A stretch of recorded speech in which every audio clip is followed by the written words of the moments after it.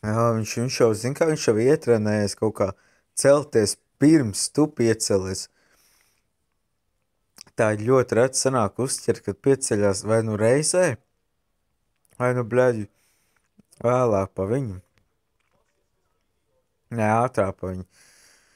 Un tad viņam arī tur sāk starot kaut ko, ko viņš pats pieceļās ar trieku. Tu jau nezini, varbūt, ka viņš tur ar to trieku pieceļās, vai ne? Kāds jau viņi piecēlis, vai varbūt kāds cits, bļaļ, jau.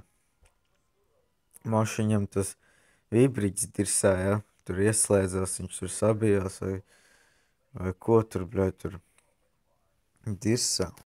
Nē, vecīt, nevis tas, ka viņš ir uztrenējies, tā kā celties ātrāk nekā tu, bet viņš ir vienkārši garīgi slims invalīds, kurš dzīvo bunkurā, kaut kādās 4 sienās, kaut kādā palātā, gandrīz kā cietumā, un viņam nekas cits dzīvē nav ko darīt. Viņš vienkārši pamostās, un viņš vienkārši to modina augšā. Viņš ir tā, nu, tā kā tu esi viņam vienīgā, ja, kaut kāda, nu, nodarbošanās izklaide, jo viņš pats dzīvo kaut kādā cietumā, tas deģenerāts, tas slēdzis.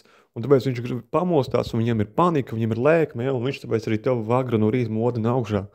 Bet nu, tas nav profesionāls dienas, tas nav vispār, tas vienkārši kaut kāda invalīda māja, vienkārši, kas vienkārši kaut kādas kropļas vienkārši ir saslēguši kopā ar kādiem veseliem cilvēkiem kā mums, un tagad tie visi tie imbeciļi, tie visi pensionāri vienkārši tajā bunkurā sēž, pārmīduši jēgas, ja, projekts ir izgāzies, jā, iepirkums ir fucking, bļaļ, visi dirsā, bļaļ, jāiet visiem šauties nost un kārties, un tas ir tas, ko viņiem arī iesaka darīt.